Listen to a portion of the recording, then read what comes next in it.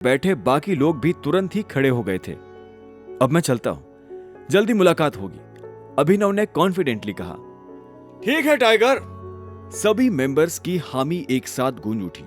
सभी लोग अब धीरे धीरे घर से बाहर आने लगे। सभी सीनियर्स को वापस ले जाने के लिए उस किले के बाहर लाइन से गाड़ियां तैयार खड़ी थी। तो फिर मूवी देखने कब आ रहे हो टाइगर? लोकेश ने अभिनव के साथ बाहर निकलते हुए पूछा। रियल लाइफ में तो एडवेंचर खत्म हो रहे दो अंकल, फिर रियल लाइफ में भी देख लेंगे, अभिनव ने फीकी मुस्कान के साथ जवाब दिया।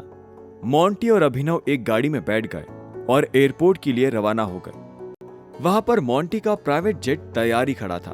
कुछ ही देर में प्लेन हवा में था और मोंटी प्लेन के अंदर बार में। तुम्हारे लिए कुछ बनाओ? मोंटी ने अभिनव की ओर देखकर पूछा, जो कि खिड़की से बाहर बादलों को देखे जा रहा था। नहीं। अभिनव ने एक पल के लिए मोंटी को देखा और फिर अपनी नजरें खिड़की के बाहर घुमा ली।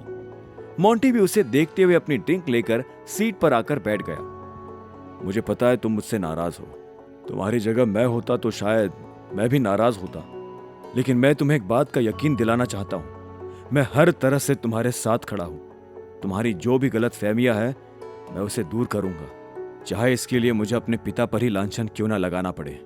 तुम मुझे अपना दोस्त तो नहीं मान पाओगे, लेकिन प्लीज अपना दुश्मन भी मत समझना। मोंटी ने अपने गिलास में से एक सिप लेते हुए कहा।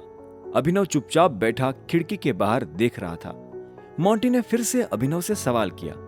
मैंने सुना तुम्हारी शादी भी हो चुकी है। मोंटी की आंखों में दिलचस्पी थी।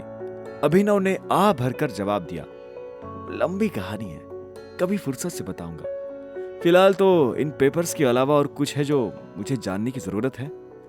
मोस्ट लाइकली नहीं। उस लॉकर में तुम्हारे पिता की सारी प्रॉपर्टीज की फाइल्स थी। कुछ तो ऐसे भी थी जिन्हें कभी खोला ही नहीं गया था, मोंटी ने ड्रिंक करते हुए कहा। अभिनव ने हामी में सिर हिलाया। मोंटी की बॉडी लैंग्वेज को देखकर वो समझ गया था कि उनके ग्रुप की कंपनीज का हाल बुरा क्यों था। लोकेश ने भी उसे कहा था कि मोंटी बिजनेस में ज्यादा इंटरेस्ट नहीं दिखाता है। सारी कंपनीज से तुम कांटेक्ट में रहते हो? अभिनव ने उसकी ओर देखकर पूछा। मोंटी ने आखिरी सिप लेकर ग्लास सामने टेबल पर रखा। ज्यादा कांटेक्ट नहीं है, बस कभी कभी रानी से रिपोर्ट ले लेता हूं। हालांकि ऑयल रिफाइनरी पूरी मैं ही मैनेज करता हूं। अभिनव ने कुछ सेकंड सोचा और फिर कहा, ठीक है, तुम्हें उसे मैनेज करना और हर 3 महीने में मुझे डिटेल रिपोर्ट भेजते रहना। श्योर, थैंक्स, मोंटी ने स्माइल करते हुए कहा। कुछ ही मिनटों में वो फिर दिल्ली लैंड कर चुके थे। कार में बैठते ही मोंटी ने अपने फोन में रानी का नंबर डायल कर दिया। सिर्फ 1 सेकंड में ही रानी ने उसका कॉल उठा भी लिया था। गुड इवनिंग मोंटी सर, कहिए मैं आपके लिए क्या कर सकती हूँ? तुम्हें यह बताने के लिए फोन किया है कि मैं तुम्हें एक नंबर दे रहा हूँ। ये एक जरूरी आदमी का नंबर है, तुम इनसे बात कर लेना, मोंटी ने कहा। जी सर, पर क्या मैं जान सकती हूँ कि मेरी बात किससे होने वाली है? रानी खुश होकर चिल्लाने लगी। वो तुम्हें खुद ही पता चल जाएगा।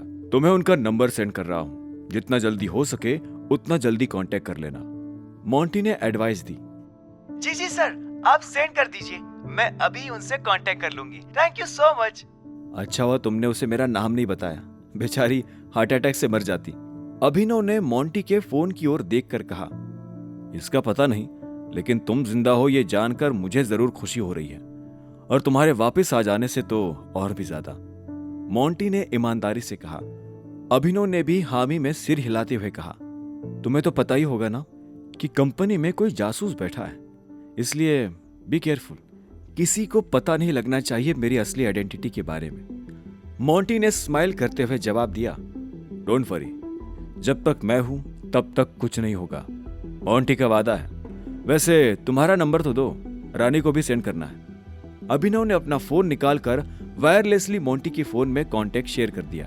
मोंटी ने वो कांटेक्ट रानी को तुरंत सेंड भी कर दिया, और सिर्फ 2 मिनट के अंदर ही अभिनव के फोन पर एक अननोन नंबर से फोन आ गया।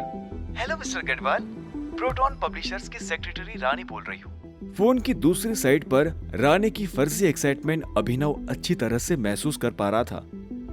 हेलो रानी, मैं टाइगर बोल रहा हूँ। टाइगर, आप जिंदा हो? रानी ने कांपते हुए होठों से कहा। इतने सालों बाद इस नाम को सुनकर रानी ऊपर से नीचे तक कांप उठी थी। उसे ऐसा लग रहा था जैसे किसी ने उसे चोरी करते हुए रंगे हाथों पकड़ लिया हो। आगे की कहानी जानने के लिए देखें अगला एपिसोड सिर्फ पॉकेट एफएम के यूट्यूब चैनल पर, और द रिटर्न ऑफ टाइगर के सारे एपिसोड्स को सुनने के लिए डिस्क्रिप्शन में दी लिंक से डाउनलोड करें पॉकेट एफएम ऐप।